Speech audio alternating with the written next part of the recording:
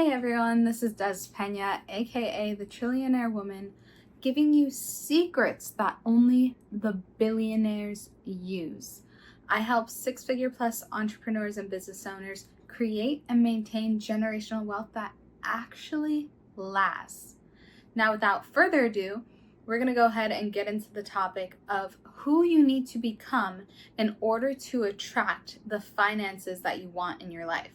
Now, in order for you to obtain a significant amount of money, you need to have an actual use for those funds.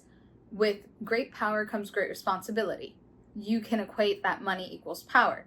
Now, when you have a large amount of money, you need to know what to do with your dollars. Now, your dollars are your workers. These are things that you need to put into place in order to create a return for you.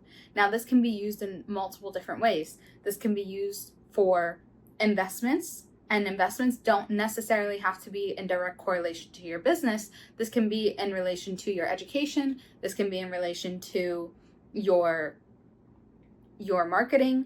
This can be infrastructure to actually increase valuation in your business. There are multiple different ways where you can actually have your dollars work for you. Now, if you're planning on doing something a little bit more passive where you don't have to be so involved, then obviously you would get into something a little bit more like trading, or if you have a lump sum of money already and you don't want to have to make a return on the money yourself, you can always go to these different family offices or platforms and you can get into things that are, for example, private trades, or staking crypto is another one, for example.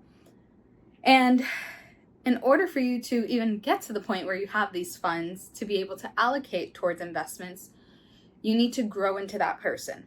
Who is the person that makes $1 million a month? Who is the person that is able to impact a lot of people in a positive way? Who is the person that is able to manage an extraordinary amount of money, and in relation, all of the people that you'll be responsible for when that time comes?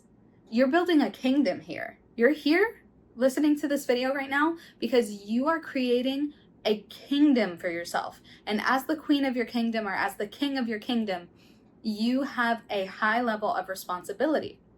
Now, does that mean the weight of the world needs to be on your shoulders? Absolutely not. But can it feel like that sometimes? Absolutely. But stress is a muscle. Stress is something that you constantly have to go through in order to expand yourself into the person of being able to take on that level of responsibility. You think that even football billionaires or celebrities that have multiple millions of dollars are here just taking care of themselves and that's it? No, they're putting their money to use for a bigger purpose. They're engaging in charitable works. They're likely the sole provider for their entire family. They are making sure that they can actually maintain wealth. Some people don't plan for that. They think that, oh, I have money now, so I don't need to plan for the future when my kids are here or my great-grandkids are here because I make so much money, they're going to have money for the rest of their lives. That is so false. Because 60%, I believe it's 60%, you can fact check me on that, of families' wealth is gone by second generation, and 90% of families' wealth is gone by third generation. So if your great-grandfather was a millionaire, there's a 90% chance you're going to flub it up. And it's not necessarily, yes, it is your fault and it is your responsibility if you do happen to be the person that squanders your family's wealth. However, it is also the great-grandfather's responsibility or great-grandmother's responsibility to make sure that the children are properly educated and being able to maintain, create, and generate wealth. They need to be equipped with skill sets that teach them proper finances or budgeting or investing, who to trust, how to build relationships, because you won't make an extraordinary amount of money usually by yourself. You are likely working with partners or with teams or with investment firms or family offices, and you have to develop the skill sets in order to communicate with them, in order to build trust. And you cannot do that if you have not worked on yourself first. One of the biggest attributes, I would say, towards becoming someone who is wealthy is an extraordinary amount of self-reflection.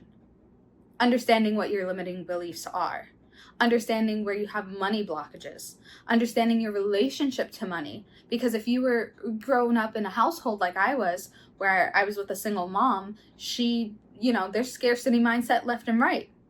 She's in school, she's working really hard, working 2 jobs. She always had to work hard for her money. Same thing for her parents. Her parents were immigrants. I mean, kind of, sort of, from Puerto Rico. So they came from the island to the States, and they had to work really hard in order to create wealth for themselves. They weren't college graduates.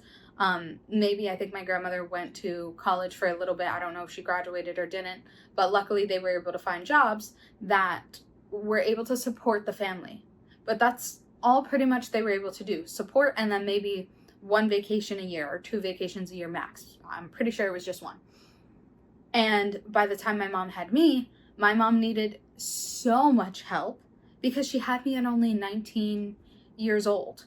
And she didn't have an already stable career or a husband that was providing for her. She didn't have literally anything. She was building everything while I was there with her.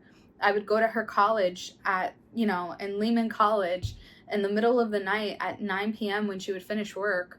Maybe she finished work at like 6 p.m. and get off on the train at 7 p.m. And then she was taking a night class. And then I would go to school in college in her night class to pick her up or drop her off. And the whole family was involved in helping to take care of me. So it really takes a village to raise a child. But that doesn't mean I was necessarily taught anything about anything regarding money. I had to learn all of that myself.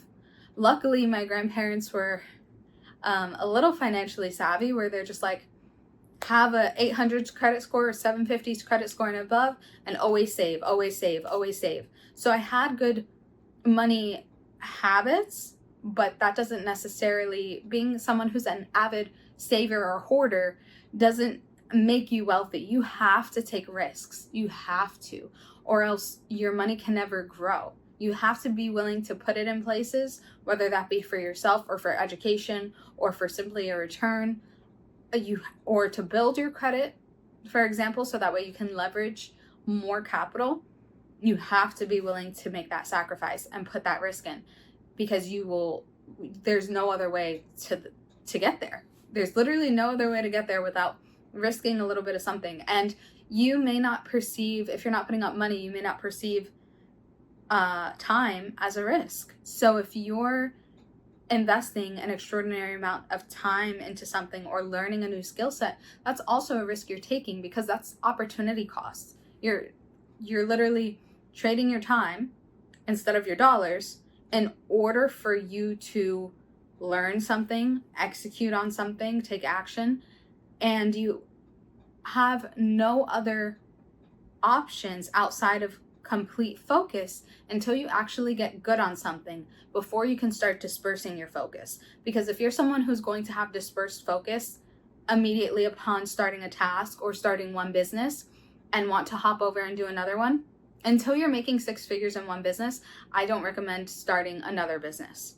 So make 6 figures annually in your first business, and then you can go ahead and expand to your second business.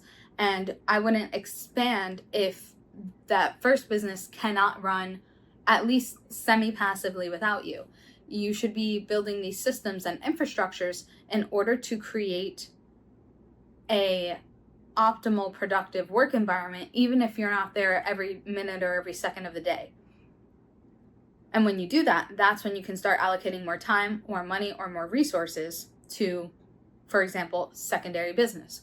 Or if you have extra cash flow from business one, you can allocate that into other investments that don't require your time, energy, simply just your money. And without further ado, I'm going to leave you with that little bit of nugget. Please let me know down in the comments below what was the key nugget that you got today. I'll be eating my French fries while you tell me about the nuggets. Thank you so much, and I'll see you on the next one.